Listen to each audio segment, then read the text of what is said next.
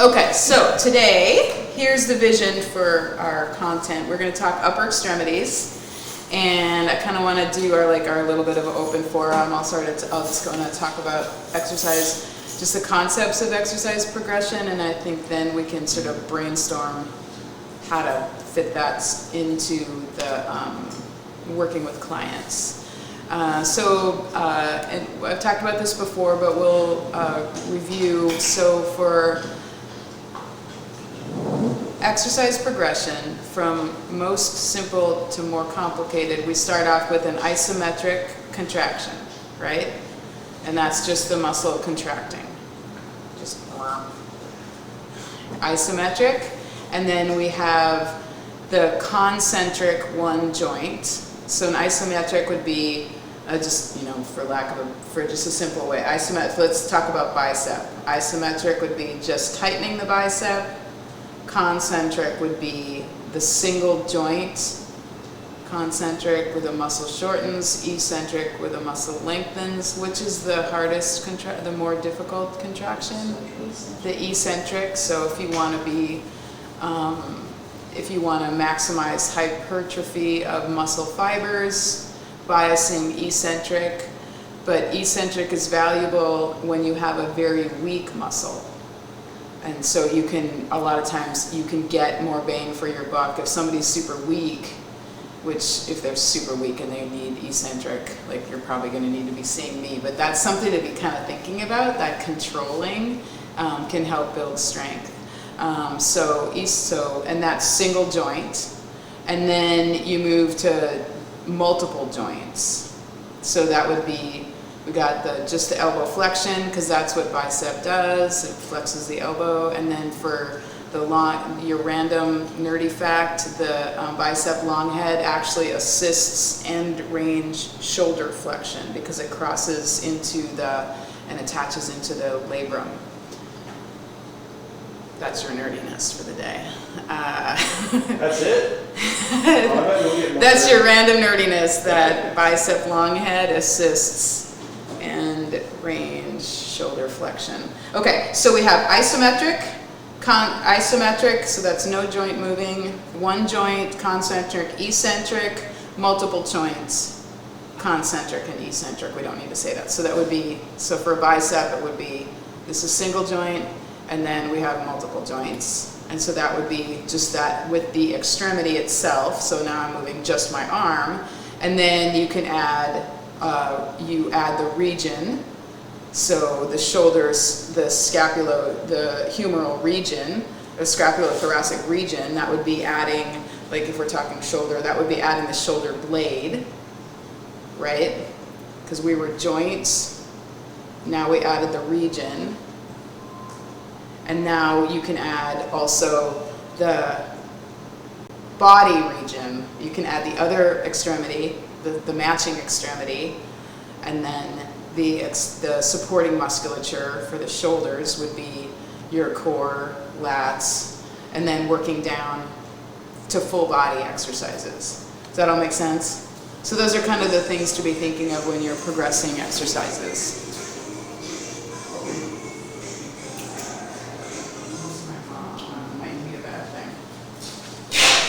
I know it's her birthday, she got flowers.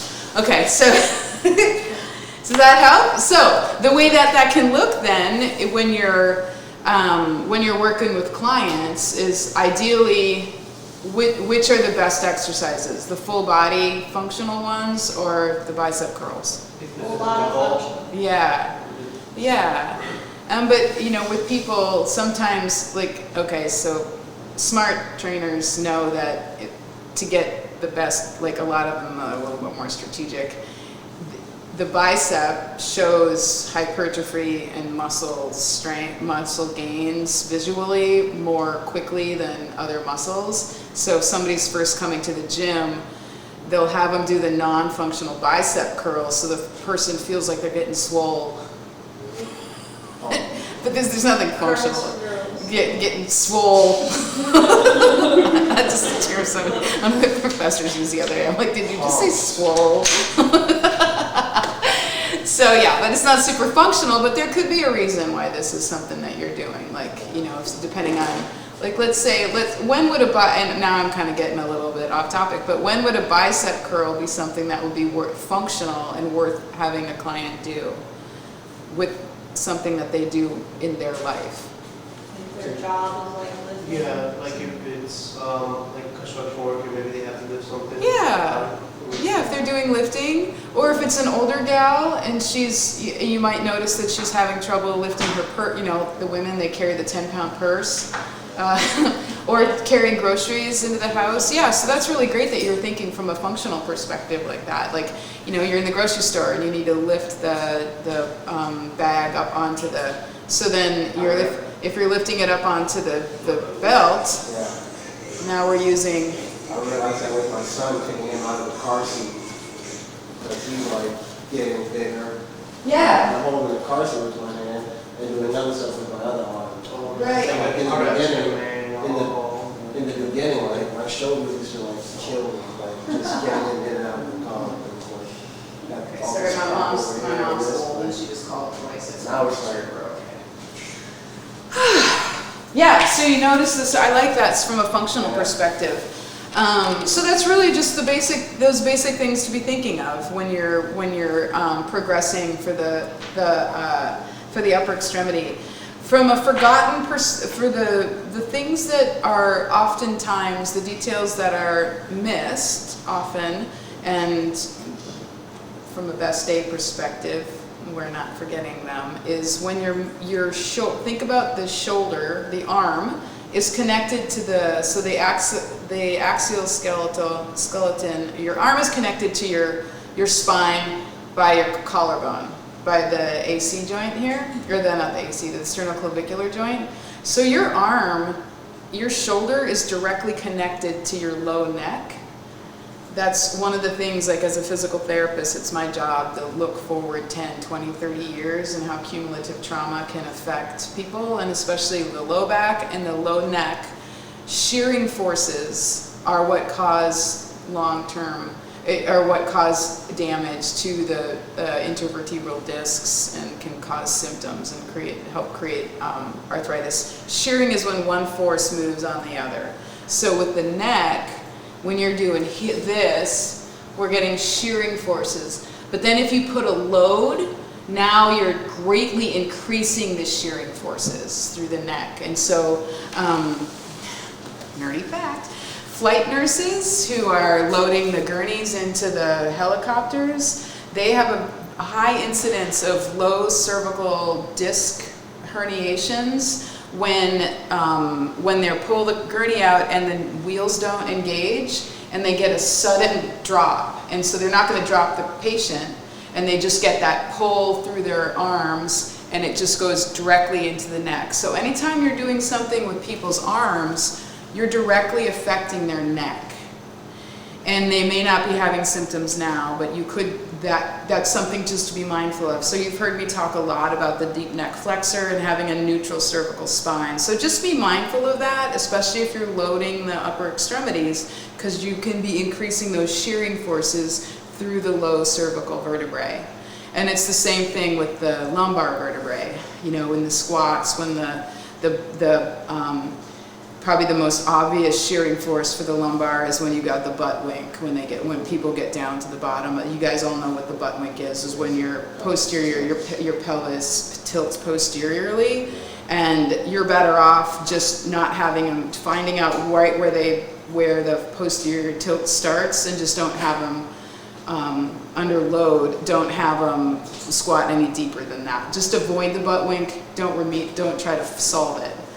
Because it's a complicated thing, and it has to do a lot with just how that person's anatomy is.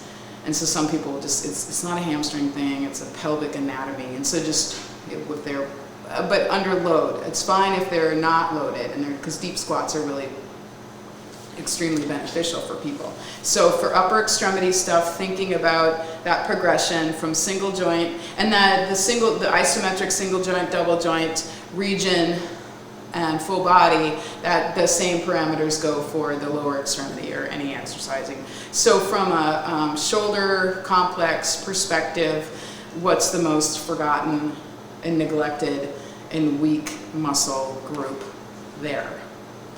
When it comes to the shoulder, you said? For the, yeah. Saying the neck. Huh? I don't know if you mean in the shoulder or the neck, because that's. The shoulder region, the scapulothoracic region. I've talked about it a lot. The scapular stabilizers. They're the ones that are the most forgotten. And just all the scap stabilizers. So that would be the ones in between the shoulder blades. What are those? Rhomboids, lower trap especially. Yeah. Rhomboids lift up though, don't they? Right, but they stabilize the scapula. Right. So, and they stabilize in different, they do different rotation, but the ones that are scap stabilizers, we'll just go with that, it's easier. I don't want to go into the different. So those are the ones that are probably the most forgotten, and that's like in the assessment, that's a part of what Chris is having, being assessed when folks are doing that push-up plus, or the scap retraction, because that just, you get to see a lot with that. You get to see all the things. You get to see how their neck dynamics are, whether or not they have motor control, or they can even do a scap retraction. And so always being mindful of finding ways to be incorporating, I think mid-range scap retraction is that something that you all are integrating consciously on a regular basis with folks? Yeah, as far as like. And what are your favorite scap, let's just kind of wrap. What are your favorite scap stabilizer exercises? I've been doing, the plank with the scapular traction here. Uh-huh. I'm doing those lately. And that's more serratus anterior specifically. Arms up, trying to keep the shoulders down. And that's Forward. primarily, when you're in the Y position, that's primarily who? Lower trap. Trap. The lats are the crutch walking muscle. So, It does this. lats. The lats, yeah, primarily. I mean, if you're here and you're pulling down, but yeah, I always remember that lats as the crutch walking muscle. I have a client hang on the bar, and I have her kind of do small ranges of motion. Okay, so do you mind hanging and do you mind exposing So your back I have her do so this. that we can see? And then do these up and down. So let's just take a look here. If the shoulders are stable, I can just take this. okay. If the shoulders are, if the arms are stabilized, if in this situation, what muscles are being activated the most here? I feel like my rhomboids. Because your arms are over your head, it's easy to think it's lower trap, but this is the lat, lifting the whole body. The lower traps are actually not really doing much because the lower trap holds the arms up. The arms are being held up by the bar. So I like that, but we know it's really, hey, do you add the, what else can you do, now off topic, but what else can you do when you're hanging there? That's fantastic as well. Do you do core work then also? Oh, you do like crunches. You do, do all the... Knee tucks. Yeah. I haven't got them going side to side yet, because... Or just do the skiers. You You need to get the rotation in so that you can get the obliques. And then, And what kind of stuff are you working on with that? Or like, what is your goal? It depends on the day. Sometimes time on the bar, or see how many reps that person can do with control, or say if they're going quick with it, see how many they can do with control, or say a small amount of reps but holding for a longer period of time. Mm-hmm. So we just try to change it up. Okay, just like as a workout, you're not Yeah. thinking about a functional activity that it's correlated with. Yeah. That's good, yeah, because the client really feels like they're working, and Right. especially if you're adding some of the knee tucks. Right. You know what else is kind of nice that to think about when a client is hanging like that? You're actually doing traction through the back, the low back especially. So if they tend to, I mean, you can't treat or diagnose, but if somebody tends to have like sciatic-y type stuff, or they arthritis in their low back. If you know they have a low back kind of stuff, and that actually puts them into a nice traction, which is kind of fun. So that can sometimes be it's helpful, and you're strengthening all the things too. Sometimes grip strength, not to go too much off tangent. No, I like that. Yeah. As for some of the younger clients I have, they don't necessarily have the strength to pull up, so like just trying to get them working on the grip to start. Yeah, because what are they doing? Yeah, so what are you doing when you're hanging there, and you're just hanging there?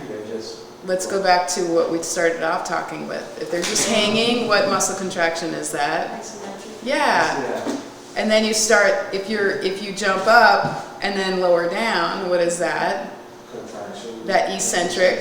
And then when you're able to actually lift yourself, that concentric. So you're using all of those principles already, just maybe without realizing. I think I would just encourage everyone to be more complicated. So, okay, so now let's talk more scap stave. What else do you guys have for your favorite scap stabilizers, which would be like the muscles in between your scapula? I use rows a lot, variations. Yeah, show me your row. Mid row to like the higher row, where you're like in the plane, and then to behind. And I had another question, because it's an exercise I personally like to do, but like wall slides with like the band around your wrist here, and then you go up. Is that more? Because that gets the scapular stabilizers too, I think, or is it more rotator cuff? You know what I'm talking about? You're doing all the things with that. Yeah, like when you have the band, and it's like Right. your elbows. Yeah. That kills me back here.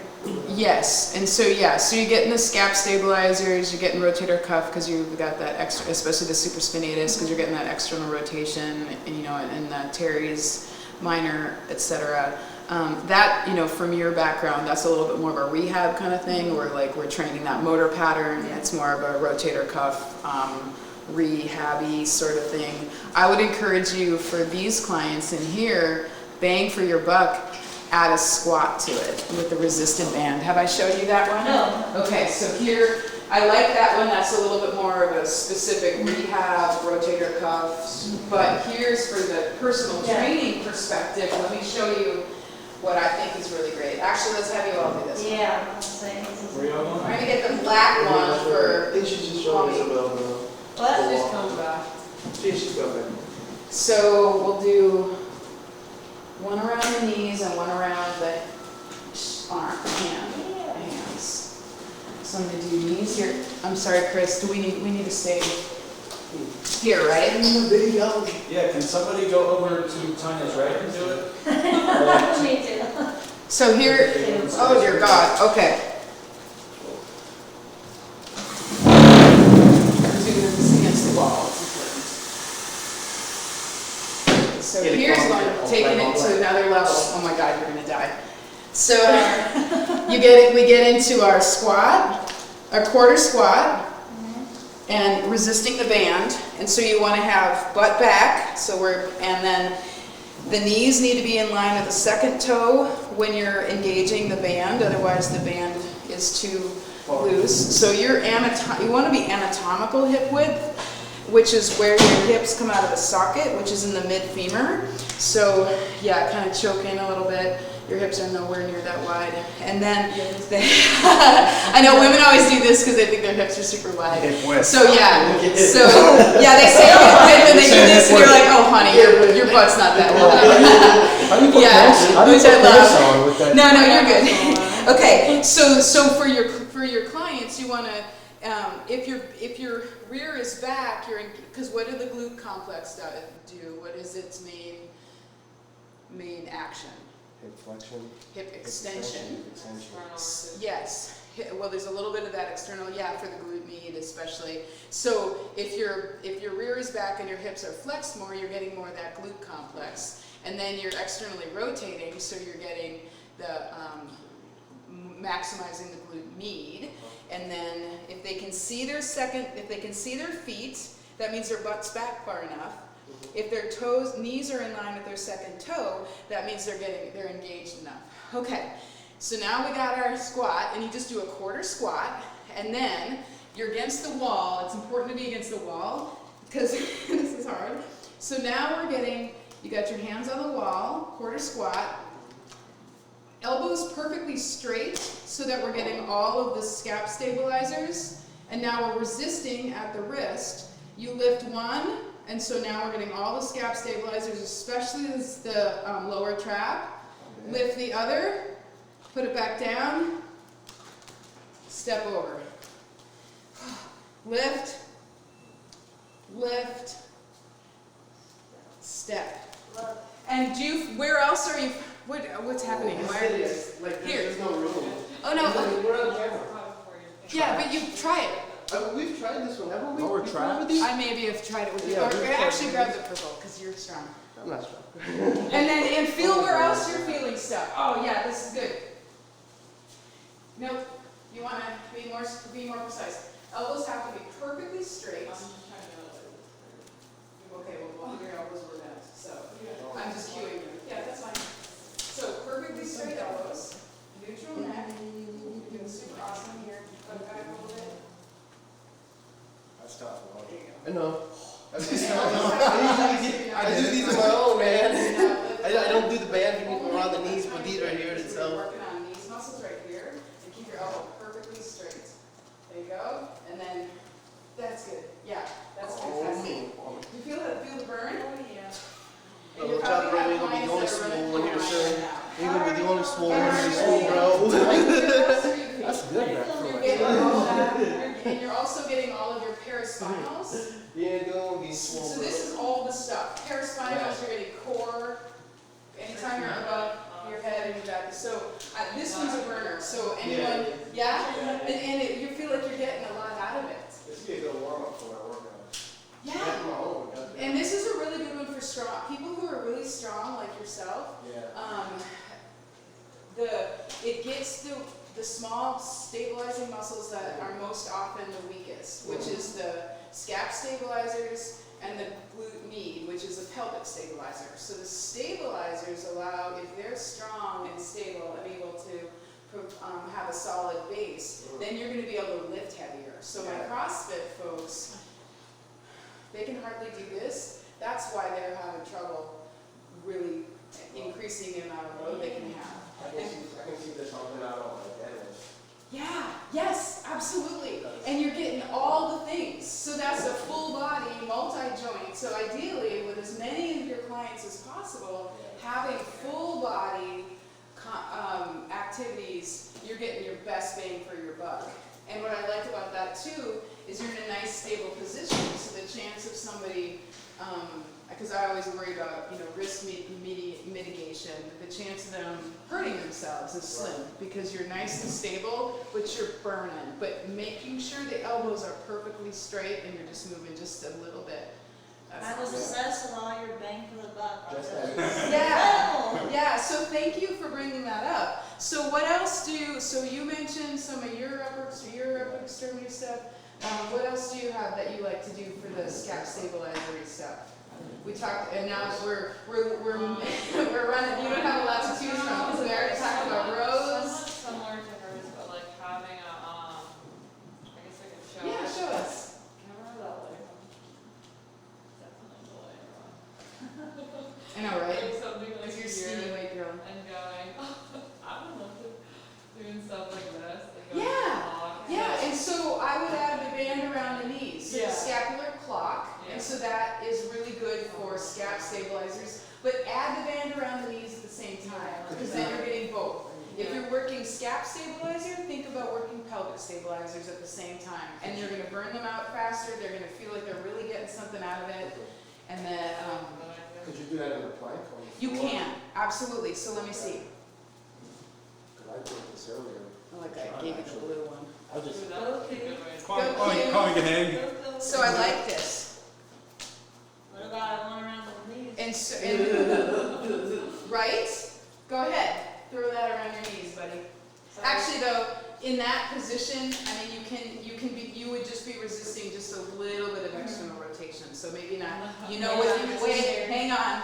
Unless you Let's walk put back. this around your ankles. Yeah, I was gonna say unless he does side steps too. No, I wasn't thinking side, oh, hang on. Like right here. Oh, yeah, side Yep, put it steps. around your ankles. Side steps would get them. Well, let's do right before side steps. So get into your plank, and you can do your scapular clock where you're coming here, okay? Now, stay in the middle, and bring this foot up towards, straighten the entire leg so that you're getting glutes. This foot up, and that arm out at the same time. So it's a little bit of a bastardized bird dog, right? I love that. So, That's a Q, really good one. do this. Oh, okay.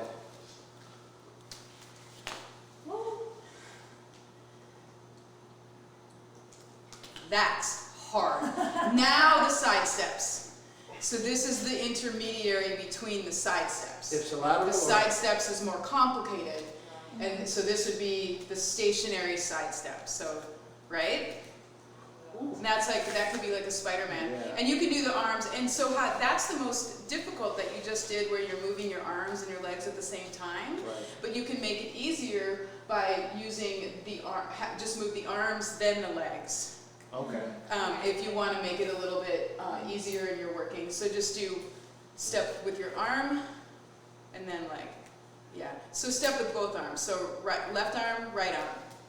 Left leg, right leg. Yeah. And so that's baby steps. So thinking, I think having that thought of, you know, the best day method is having just more of an understanding of how to sequentially increase what people are doing and have it be a logical progression.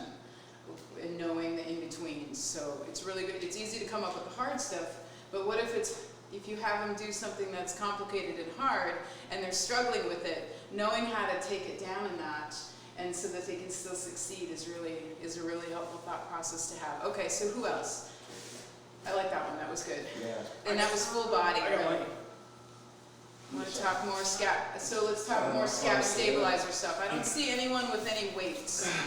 I know, I've really just kind of really loading up that joint and just opening up everything. Right. And just get nice range as far, and find where your limitations are, especially my surgery. Like I can feel like I know when everything's in place in the proper position, and I feel like I can really engage. And then with the arm, it just, allows you to swing open, use a little bit of, Right. and then coming back. And then anything on, just one arm, you can just kind of hang out. You can use your body in different ways. You want to get creative, but just any way that, Full force. Right. And that's a lot. That's a really advanced activity. All I do is advance. Right. But just know that I've had a number of thin, younger women who've dislocated their shoulders with an activity like that. So that's something that's powerful medicine. And so let's talk about something that you can be doing that's adding load that we have yet to talk about. So we're going back to what you were just saying. Isn't that a great idea too? Like that's what you educate them, like your stabilizer muscles, prevent or reduce the chances of such injuries occurring, right? Isn't that what you could educate them in? Yes, but skinny women should not ever do a side plank full like this. You really should not. I'm pretty good. Yeah, I know, but right. I feel that though. The chance for injury for the shoulder, loading with a straight arm here. It's not the foosh is but if somebody doesn't have a lot of shoulder strength, you're really putting the person at risk for injury if they don't have a lot of. If you guys are fine because you have a lot of muscle mass, men who have more muscle mass, but women who don't have a lot, just a slight shift and you can tear the labrum. What about I've seen it happen quite a few times. What about on the bench where it's not So how about we add load? How about we just don't even? Okay.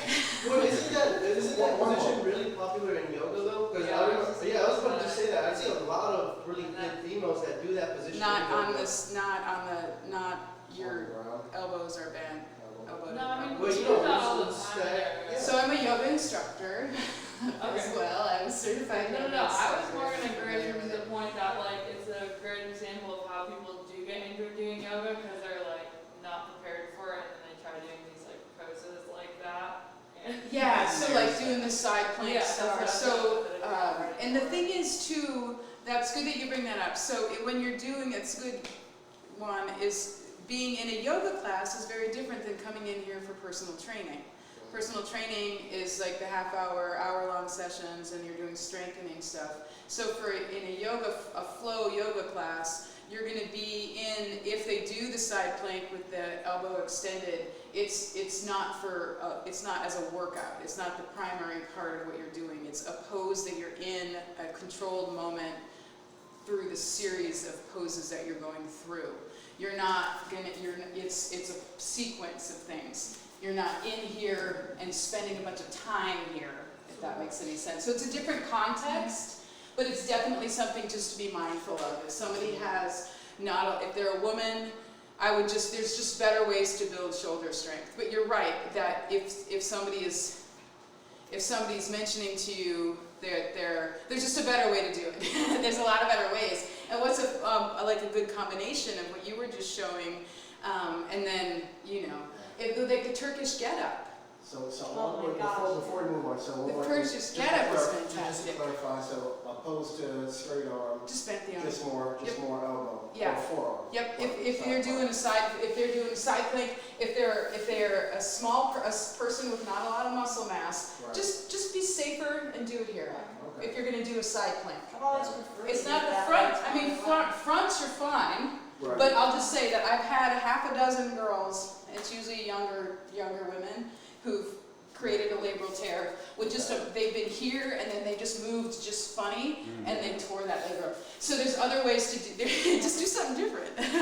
But be mindful of that and just know that's a possible risk. But yeah, in that yoga flow, that's good that you mentioned that. So it's a yoga flow and it's different than a workout. So let's talk about weights.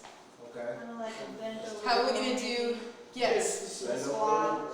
wait, say that, Go ahead, is it what you're saying? I'm saying a bent over row. okay. Or something, but you could throw like a squat into it, or make it more. Oh, I like that. Yeah, So so- squat with the band. And then, so from a bent over row perspective, what is the most common is to be, the most common is to stabilize like this, right? So you're doing this. But which do you think is, which is providing a little bit more, this is super stable because I've got my arm here, Right. it's going through this way. If you face this way, I would encourage you to play with this. This way you're getting more core, Opposed to. Yeah, opposed to what? this way. Because they're on the side, opposed to. Yeah, Okay, both. play with it. No, Got I never, come over here and try it. Wait. Yeah, play with, or just play with it on your chair. I got it. This is just a little, Because you're offset to the side opposed to right down the middle. so you're, Juan, be in front. Yeah. Oh, what? Face the back of the chair. Okay, so. There you go. Here? Yeah. And now do your row. And just feel how your obliques are brought in more. And somebody like you with a lot of strength, you might not notice a significant difference, but this is a way that you can add a little bit more to what they're doing. It's a little bit less stable, so you're getting more obliques this way. But I really like what you just said, Isabella, is that you add the band around the knees. Yeah. So let's see, so come up here and show us.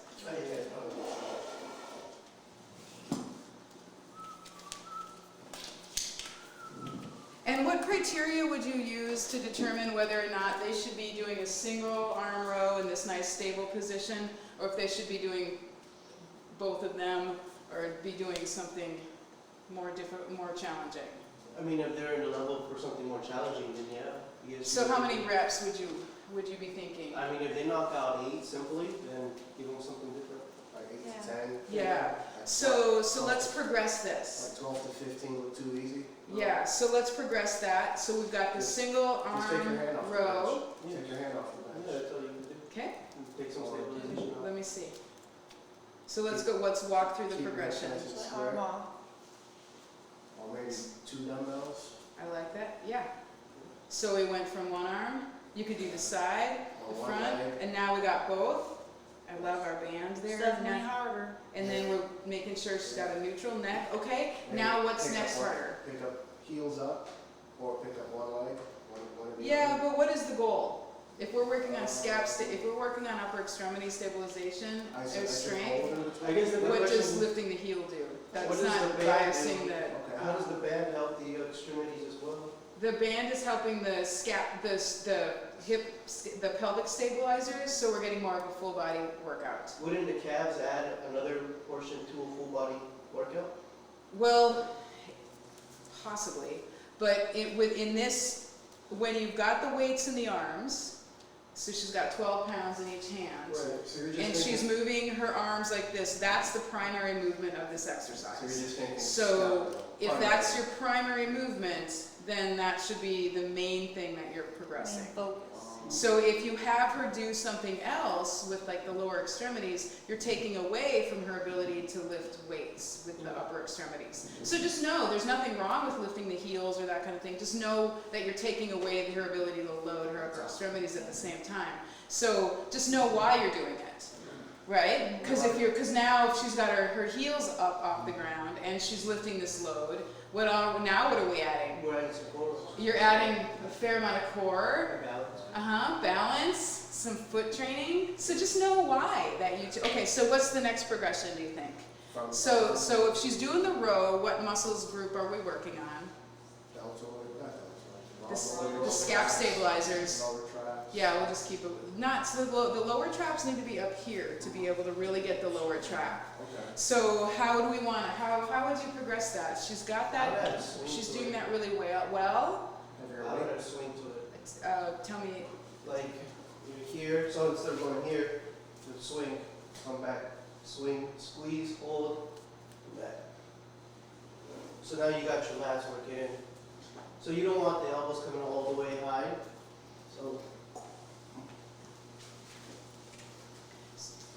So it'd be right here. okay? So is that significantly harder than the other one? Try it, go ahead. You tell me, is it? Well, it's getting harder, to be honest. Because she's been doing a bunch. So I would do those two together because they're targeting the same area, and so that would be like as a set. You're targeting the same area. How about making that more harder Kick back. and doing something different, Well, something around. And then kick back. or using other equipment? Oh, T-Rex row?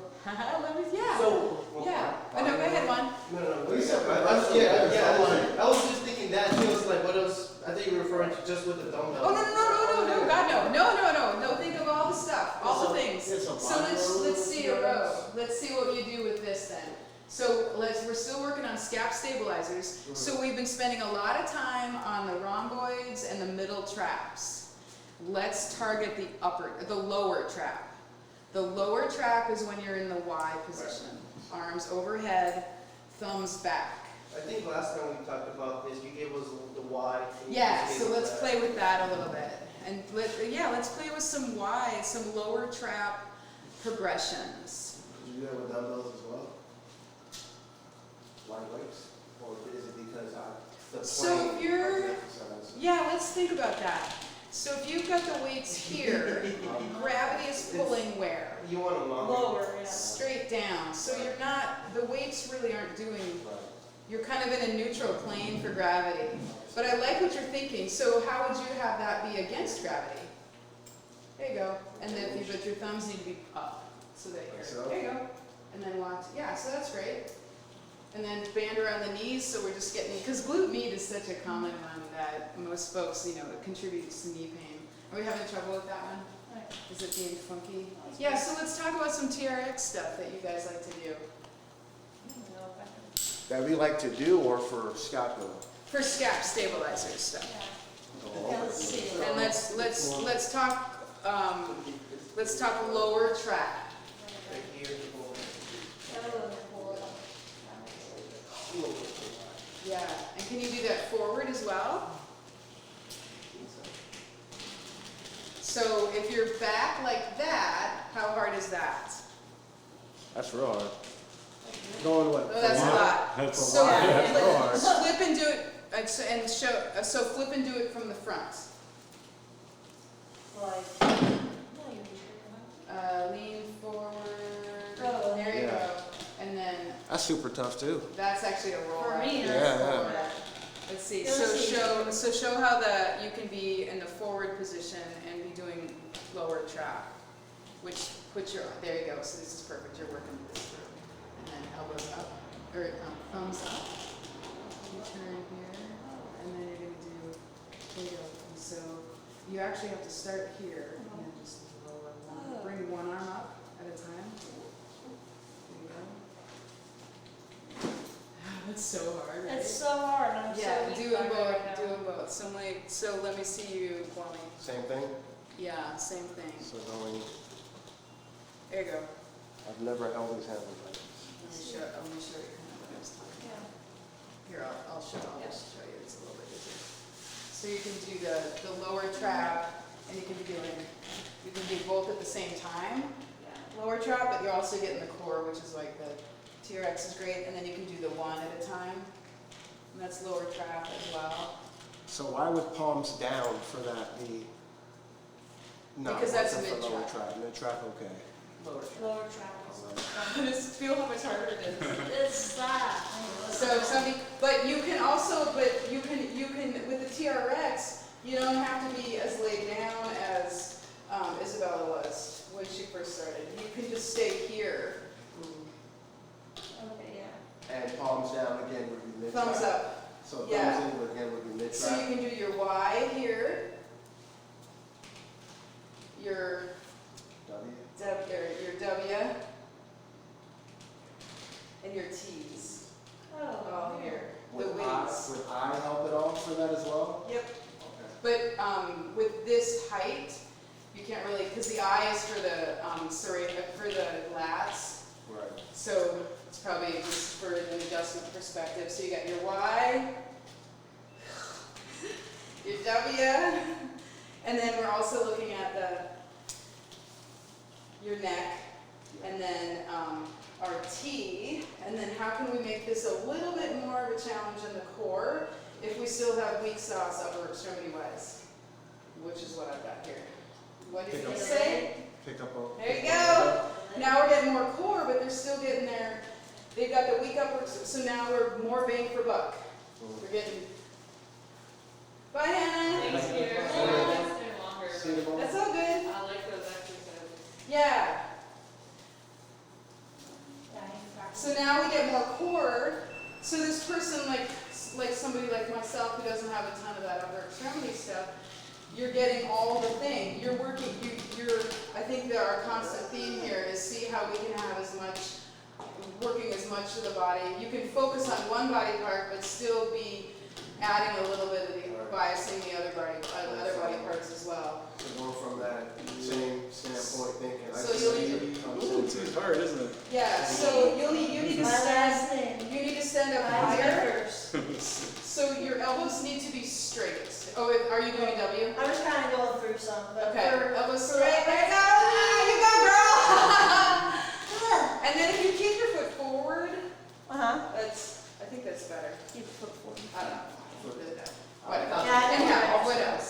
Foot to the side, so bring that right leg. I mean, you can play around with it however you want, but yeah. Yeah. Whichever way. Okay, so what else? And of course, Inverted rows. Of course. And on the body row. That's what I need to TRX. do, guys.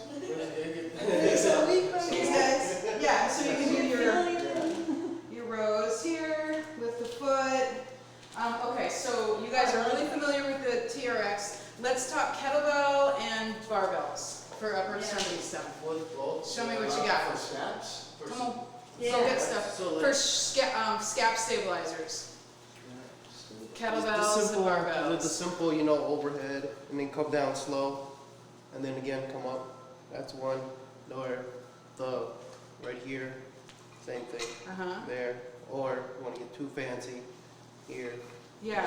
And when would you be deciding whether or not you're going to do one or both at the same time? It really depends on the client, like What is what your their criteria? level, What is your criteria? what is their goal, and then if they're blowing out the dumbbells, then that's when I bring in the kettlebells in for anything overhead. Okay, so what's the criteria that you're using to determine when you say it depends on the client? When you're going to do single arm versus double arm? Like with load, you mean? Or Yeah, just, or just yeah. in general, like the range of It's not a trick question, just what are you thinking? Like if you're having somebody do, you know, I'm gonna burn out in like 4 reps. If you're having them do these 2 arms, when do you decide to do 1 arm? What are your thoughts on why do you choose 2 arms or 1 arm? Why do I choose? Yeah. I guess if I just wanted to bring a different aspect to the workout. Yeah, what are you thinking of? If I wanted to target some obliques, then, you know, I'll do single arms and then something like that. So like if 2 arms got too easy and I want to maybe challenge their balance and their core. With one Yeah, it arm could be, and it could be both. It could be if they're weak, like, they need to do 1 arm. yeah, like for instance, Because they don't have a lot of strength. yeah, like for If they're super strong, they could be doing 1 arm, 1 foot, right. and you're getting, but you're really loaded. Now you're getting, like you were saying, we're getting more core. So the 1 arm could be one end of the spectrum or the other. Either they're super weak, and they need to do the 1 arm at a time, and you're getting your high, getting their reps, Yeah. or they're super strong, and you need to do 1 arm. Does that make sense? I just kind of picking your brain as to why you're like, have a reason why you're making, like you're having them do what they're doing. But now let's just talk, you guys hear me talk a lot about motor control, which is a better way to improve motor control. Well, let's say they've got poor motor control and coordination on the right, with the right shoulder movement. Which is a better way to go about that? Bilaterally or unilaterally, do you think? Bilateral. I would do bilaterally. Bilaterally, ding, ding, ding, how come? Because I want to see what both sides are doing. Okay, so from a neurological perspective, it's called the crossover effect. Okay. And so, and that's, you guys are, with the neuro patients that come in, you're doing this without probably realizing it, because you're smart, is if you're using, well, let's say this is gimpy arm, and this is good arm. The good arm is telling the brain how to wire the gimpy arm. Yeah. So that's another thing to be thinking of. It's glad you said that. Yeah? I have a client. Because that neuro stuff is what, Her left arm is a little bit weaker, and her right arm is strong. So today, just for shits and giggles, I had her pick up a heavier weight in her right arm and had her stick with the weight we traditionally do with both. So we typically do 10 pounds. Notice the left arm kind of looks a little wonky. So today I said, put the 15 in your right and the 10 in your left. right. And when she did that, they both looked like Yes. great. Okay. So it looked like, it seemed that that right arm was going a little bit more, getting stimulated more. That Therefore, crossover effect, forced that that more the left neuro. arm to keep up Yeah, with the weight that we typically do for in both hands. yes. Why you number 1 trainer in the office, man? Which was weird. So I like that what you're thinking, you're tailoring to that patient's Yeah. asymmetry as far as their strength. Right. But if you think about it also, just be aware that if you continue to load the stronger side more and the weaker side less, what are you building? You're building more strength on the weak side, on the strong side, and less strength on the, how are we gonna get this one to catch up? And so that's where the bilateral, that's where this can really be helpful, because how can this be, using a barbell bilaterally, really be helpful for that particular patient? So they're standing in front of the mirror, and they've got the barbell, and the right arm's super strong. Is it going to be pretty obvious immediately? Yeah. Yeah. And so they can see and feel how to contract and kick in symmetrically. So that's something to be thinking of as well, right? I feel like with the barbell, it's easier to see that imbalance. Sorry. Like in the mirror on one side versus 2 weights, you know, like you can really like correct and have Yeah. levels. So be mindful of the bilateral weights. You can be creating an asymmetrical motor pattern without realizing it. So I'd like to encourage you, we all have kind of our habits, so I would encourage you to start playing around with the equipment that you don't always use, and you just keep seeing, you guys have heard me, I keep sending people to the barbell, because this really, I feel really comfortable sending clients to you guys when you're doing with the barbell, because you can load heavier and you can create strength and symmetry in their motor pattern without really having to think as much. Like, right? So you got somebody loaded here and they're bilaterally. So play with that particular client, because what you're also doing, what also might be happening with that client is they just aren't aware of that movement. That asymmetry, it might be a motor pattern, like a wiring thing as well. They're just so used to the left side being so much weaker, it doesn't come in. And so it's obvious when you're here. We've been doing it just never with the straight off. Yeah, straight. So I would encourage you all to play around with the barbell a little bit more. Okay, so let's circle back around to what we've already been talking about in a barbell perspective. What are we working here? Core, shoulders. My arms are overhead in a Y position. Yeah, but all the other stuff you just said. So would this is a really great full body, and we get our neck, so we can get our deep neck flexor. I mean, just this isometrically is a lot. And then you can be doing here. What else are you getting here? If you're thinking from a mobility perspective, if it's behind. That actually reminds me of a question that I wanted to ask. Oh, good. I'm glad. There was another, I guess a little minor debate about behind head presses, that's actually puts your shoulder in a cocked body's position. Kind of want to hear your opinion on that. Oh, yeah. When I heard that, I was like, I'll stop doing it. So I stopped doing those. Oh, no. You're smart enough to figure out who needs to. Because what factors are you considering when you're, because it depends on the client. So what factors are you considering when you're determining whether or not you should be doing behind the head or in front of the head? So I'm just going to show you here.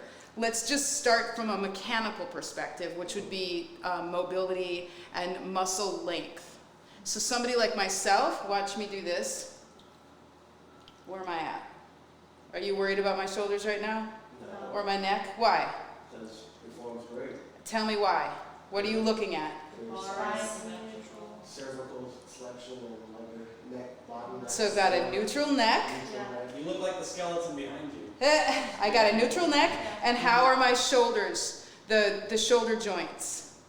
Like you're looking at my elbows. Everything's neutral, right? Yeah, Okay, so now let's get somebody with big muscles. Come here, Juan. Dang, I was about to be like right Now, okay, so stand where I was and put it behind your head. And let's take a look at the same variables. Is it good? Right there? Yep. Okay. Let's look at the same variables. Let's just stay right here. Look at his shoulders. The boulders. The boulder shoulders. If we look right here, we already see some internal rotation, and because he's got more muscle mass in the front. And so this would be something you would consider as to whether or not this is good for this particular athlete. Okay. If now go ahead and go through the motion. Are you good with him doing this? I'm good. How do you feel, Ron? Yeah. I stress in the front. Yep, and so keep doing it. So stay there and just put it behind your neck. And so the stress in the front, so this is where you could be improving mobility. So if he's got tight pecs, tight anterior deltoid, this could be something you're doing on purpose to improve that shoulder mobility. And that would be something to be considering. So those are the things to consider. So if it's just simply feeling a little bit of tightness, that could be something that you're improving the mobility. But if somebody is not, what criteria would you look at? I'll take this. What criteria would you look at for choosing not to do this with a client? I'm gonna do that. I'm gonna go. I'm mimicking somebody who doesn't have, so this, I'm so exaggerating. So this is somebody who doesn't have the thoracic spine mobility or the anterior shoulder mobility to be able to do it. So those are the things to consider. So Juan, you have good enough eyes that I would just have you just have the patient go there. They don't have to even do it, just have them hold it. And if they're able to be in a neutral position, then they're good for doing it. Does that make sense? Yeah, so don't be afraid of doing that. You have enough experience and enough of an eye to be able to assess. Does that answer your question? Yeah. Is that helpful? Yeah. Yeah, and then what are you working differently if you're bringing in front? What are you getting more of in front? Lower back. Uh-huh. Chest. Say that again. Chest. Yeah, and it changes a little bit of where your core, the abdominals are being brought in. Like I feel more traps going behind as well. Uh-huh. The mid, and you're getting a little bit more latty stuff. But also, so I mean, I just can't highlight enough the power of the overhead squat. Oh my God, I just had a... So no, my pants split in front of 90 students last year. Like, so every time I do a skill, I just felt really vulnerable for a second there. But the camera's not behind me. It was like seriously in front of this 90 students. Yeah, I just like a little PTSD. So here, now we're getting all the things. We're getting core, we're getting paraspinals, deep neck flexors, all that. And so don't be afraid of the overhead squat. It's a powerful. It doesn't have, it is advanced, but how can you change it to be not super advanced? I want you to be courageous. Limit the range of motion. How would you do the range? How would you limit the range? Because everyone can do this. Well, most people can. If they can't hold their arms straight over their head like this, then this is too hard. Well, like we were talking about earlier, we're gonna look for signs of like butt wink and the torso. Okay, tell me more. So let's say I can't get this low. Right. Would you just pitch the exercise completely? No. How do we change it? Just go where you feel comfortable. There we go, ding, ding, ding. So just think about that. Just go part way until what happens to the form. Right. There you go. Yeah. So that's really great. I think that's the biggest goal that I have for you all and Chris with the best method is have a reason for the decisions that you're making. And sometimes, I mean, some clients you can just have them do hard stuff because they can, and it's fun. Like there are days like that. But the best method, really, the goal, the way that we're different here is there's more of that thought process behind it. You have a reason why you're doing what you're doing. You have a logical, sequential understanding of how to modify things specifically for that client. So rather than tossing the behind the head barbell lifts, consider when and where it's judicious to use it. And you guys are doing super fantastic. So is that helpful? Yeah. So I think that I'd like to challenge you all to use different equipment this week with their clients. Try to use things that you don't normally do so that just to keep, and add heavier weights.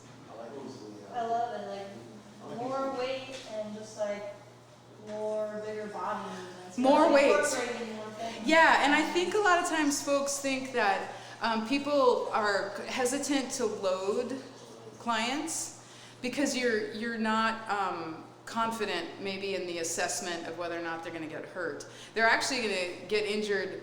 They're more likely to get injured if they're in an unstable situation lifting a lighter weight than if they are in a stable situation lifting a heavier weight, because they're super controlled if they're lifting something super heavy, right? So give yourself some credit and load folks up. People get hurt taking their groceries out their car all the time.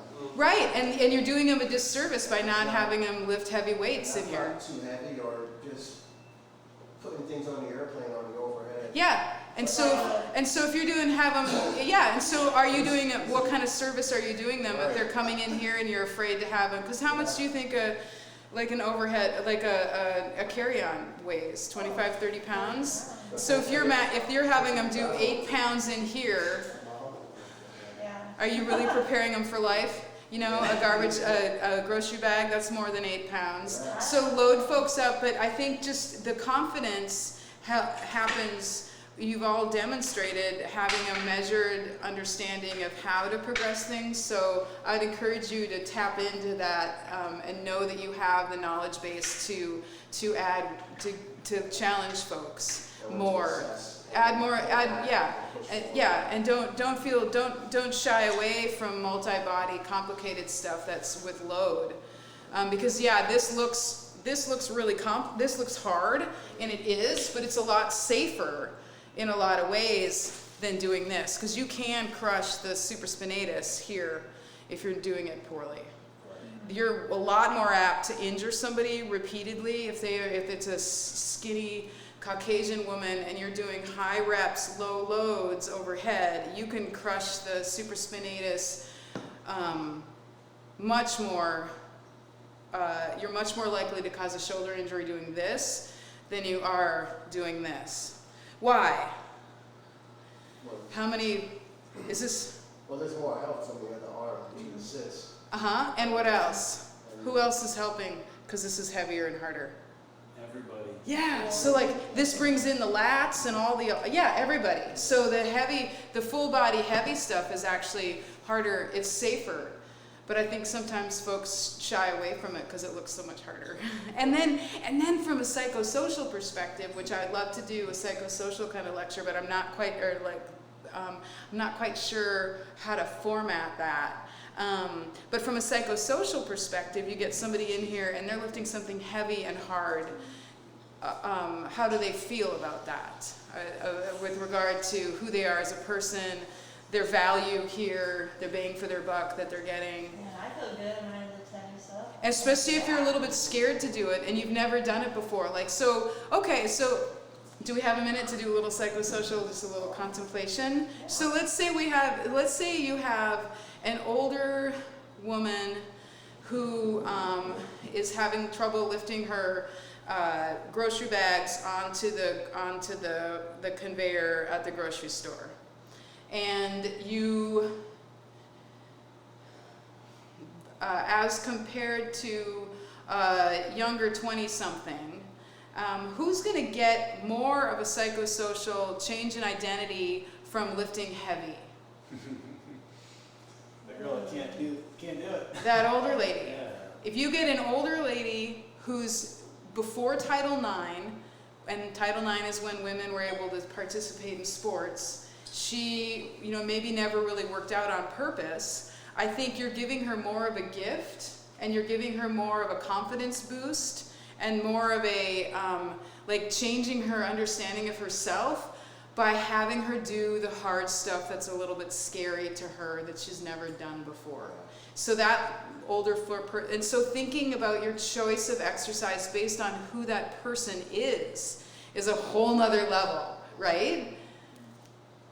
Does that make sense? You got Granny out here and she's doing this. Holy crap, her whole identity as a person. And you're doing, this is not that hard. This is as easy as doing, the chance of you injuring her are significantly lower than having her do this. But that's badass. She's lifting a barbell, right? And from a balance perspective and coordination and core and all that. So think about that kind of stuff too. Like, who is this person and how are the exercises I'm choosing addressing them from a psychosocial perspective, their confidence, their understanding of who they are as a human and how they interface with the world and all that. So that's an added layer of things too.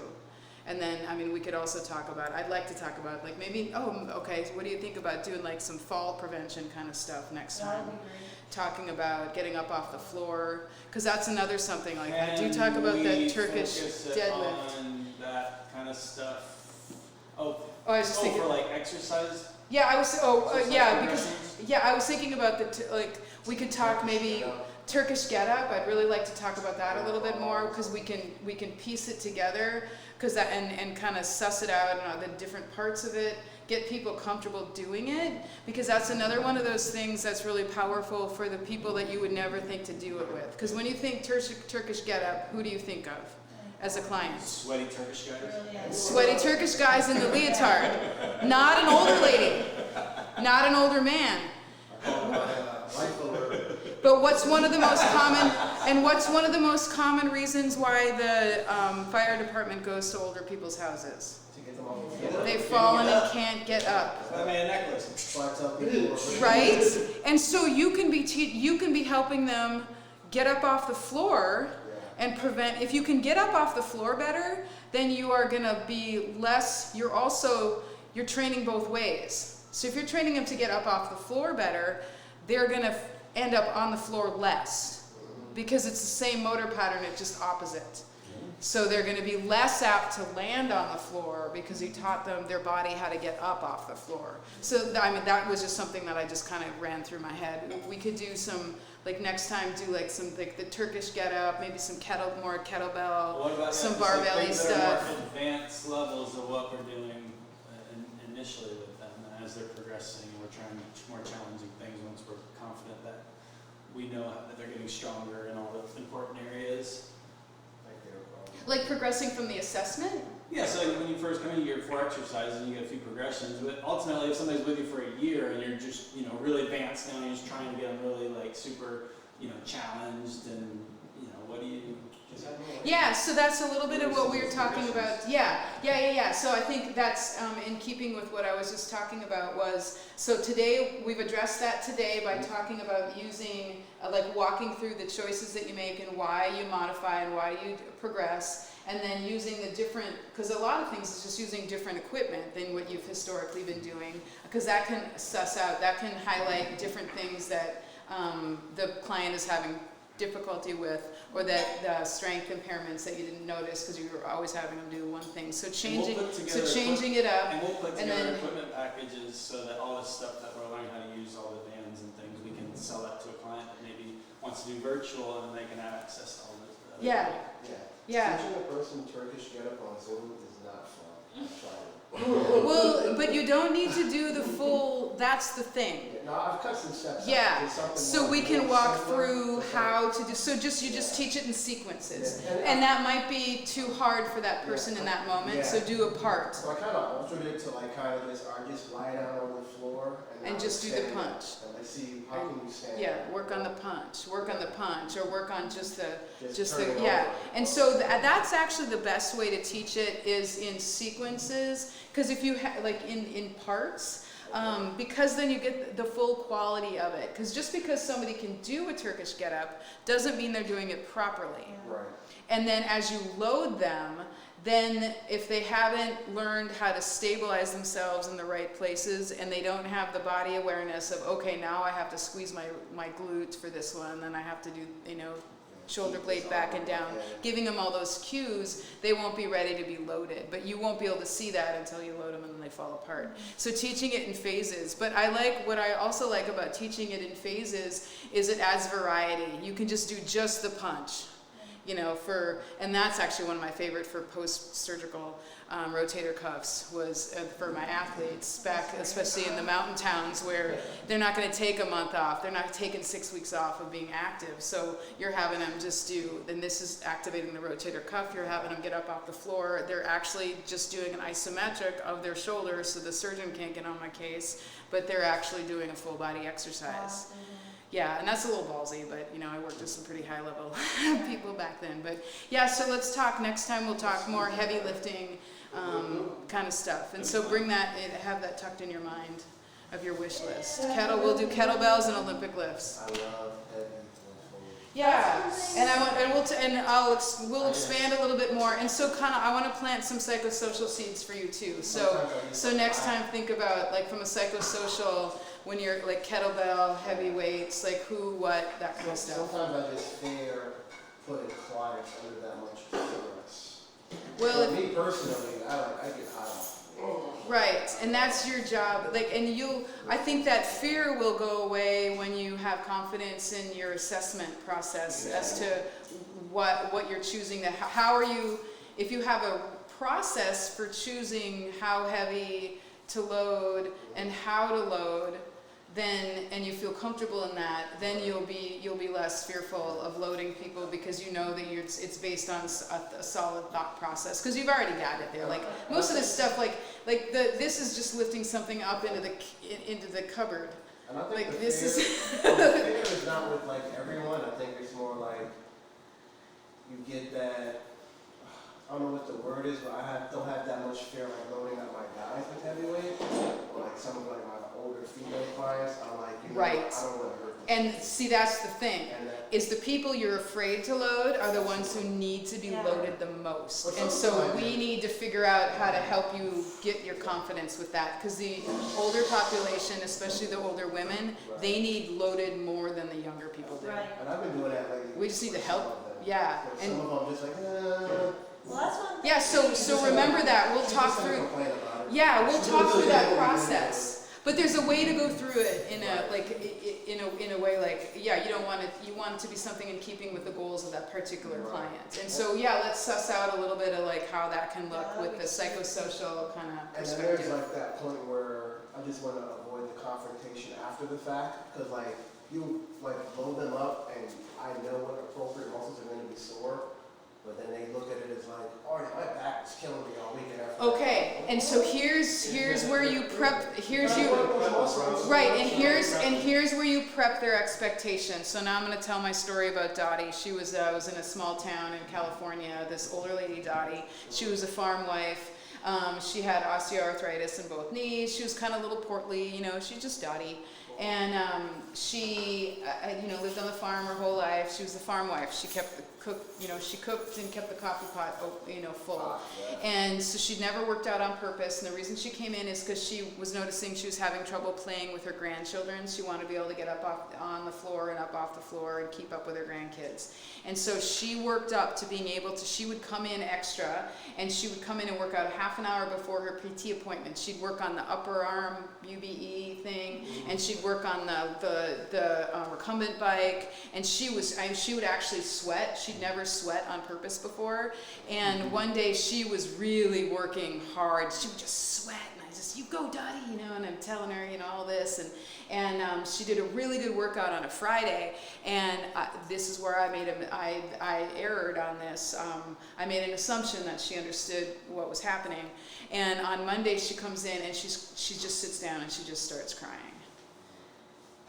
and she's like, my knees were hurt the whole weekend of my arthritis. I've never been able to play with my grandkids, and they just hurt so bad. And she's just, and I'm crying too because I can't help it. And so I'm teared up, and I'm like, okay, put on. I'm terrified. I'm crying with her because she's brokenhearted, and because I'm like that. I'm an empath. I'm just like, okay, Dottie, you're making me cry. Let's work through this together. And so I started doing my screening questions about what symptoms she was feeling, where does it hurt, how does it hurt, when does it hurt, your 24-hour pattern. You know how I do with my thing. And at the end of it, I was just like, and I had stopped, I teared up when she was crying originally, and then I went through and she and she's got her Kleenex, and I was dry-eyed, and then I circled back around to when I got done with my differential diagnosis with her. I put my hands on her knees, I look at her, big tears welling up in my eyes, and I'm like, Dottie, do you know what this means? And she's like, what? And she's got the crocodile tears. I go, you're an athlete. That's called delayed onset muscle soreness. You earned this. It's just like, really? My knees are broken? I'm like, no, your quads are sore. She'd never had sore quads before. She'd never worked out so hard that her quads were sore. And she had never, and I thank you for telling me that I didn't prep her and have her be proud of the soreness, what I should have done. And from then on, so from then on, she's like, oh yeah, I was sore all weekend. And she's like, I'm a boss. I earned it, I taught her that she earned it. And so that's where the words that harm, the words that heal, and us being able to prep that person. And so possibly, Kwame, for you, prepping that person and have them say, oh yeah, this is gonna burn in your core, and so tomorrow, dude, be proud. Be proud, and you can do these stretches, and that'll help it feel a little bit better. But man, if you're working hard, and this is gonna be sore, and that means you've earned it. It means you're a boss. And so So the way that we that's where that psychosocial stuff is, and that's where knowing your client. But I'll never forget Dottie, just those big tears, just crocodile, just brimming. I'm an athlete. And she was pre-Title IX. Like, she was told that when she was a kid, when she was a young girl, she was told that if she ran, her uterus would fall out. Whoa. I mean, that was like, what, 76 was when the first woman ran Boston Marathon, and that's legit what the doctors would tell them, women, that their uterus would fall out if they ran. That's what, yeah. Like fall out? It's, I mean, fall out, like, whoop, on the floor. I'm struggling with my mother-in-law. She's 74, and she will not. I'm telling her she needs a lift, and she won't do it. Well, of course not. Well, then let her walk. Yeah, she does. Have her do stuff, but no, you have to think about, you have to think, she never exercised on purpose because she was not allowed to. It was not what women did. She was told that her uterus would fall out, and that if she ran, she was told that if she held her hands with a boy when wearing a bathing suit, she would get pregnant. Like, there's all kinds of stuff that these older women were taught. Like, yeah, so you kind of unpack it. But somebody besides you are probably the one who needs to help her, because when you're too close to someone, they don't always listen, and it's nothing personal. So you might like leverage one of your coworkers and have her do you a favor by working with them. She'd do whatever. Oh, yeah, see, and that's where you leverage that what is in sales, they say an expert is somebody who's from 50 miles away and carries a briefcase. Yeah, you leverage that. But Dottie. Nobody that's close to me listens to me. Isabel, take care. Yes, Juan. All right, thanks, guys. Thanks so much for the weekend, Juan. Of course, no, thanks for inviting me, man. Yeah. I can't wait for the next one. Yeah, I can't wait to Take have care. you out again. Thank you. Okay, we did good. That was fun. I like that we wrapped up with the psychosocial. Oh, that's so important. Because Chris mentioned that, and I was like, I'm not sure how would I. But let's just keep doing that. Let's. Thanks for bringing that up. Let's just keep adding that psychosocial component to moving in all of these moving forward. So let's do some of these. I like these client vignettes because then it helps us work through. Like At my the end next. of the day, I do this to help my people have better quality of life. Right, Like, and I was yes. in a bodybuilding competition. Yes. You know, like Yeah. training for the Boston Marathon, like which I don't mind doing that by helping folks obtain higher goals for like other I think it's boring. activities. Yeah, Right? it's Like, just- when I used to do like if you for the most part, it's just quality of life. Yeah, what's more satisfying? Getting somebody, like when I used to, like I've worked in all settings, like I tell you, you work outpatient for a while, and I helped you take 5 minutes off your 10K time, but getting somebody from a bedpan to the toilet, that's powerful. Yes.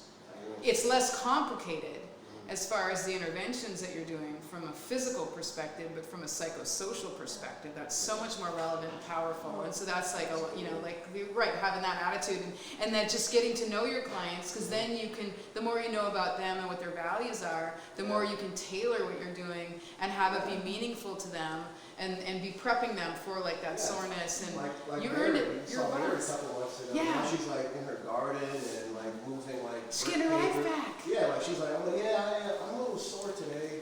Yesterday I had to move these blocks in my wagon. Celia, thank you. I didn't know what you're saying. She's like, I had to like lift these blocks up and put them in my wagon. Would she have done that 6 months ago? No way. Heck no. So you changed her identity as a human. So I'm like, well, you still have to do squats today anyway. Look at all our friends. Yeah, you changed your identity, and I think that's the biggest power of exercise. Yeah. Is it changes people's identity. Like I'll never forget, because I was never I'm an only girl, so my parents didn't do very much well, but one thing that they did do well is they gave us each our own identity. Like I was the horse, the animal person, the horse person. My older brother was the scholar. He was the scholar. My little brother was the athlete. And so I never did anything athletic on purpose until I sold my horse, so I didn't have time. And so I started running long distance. And I'd always wanted to run a marathon, but I'd never done that. And I always thought that was always my brother's realm. And I didn't want to embarrass him because I'd be a lot slower than him and all that. And I'll never forget running my first marathon. It wasn't just running a marathon. It changed my understanding of who I was as a human and what I could do. And that's what the exercise is. So then you're stepping up into the ultimate. Doing that that's who they are as a person, what their resilience is, what their grit is, what they can. So that's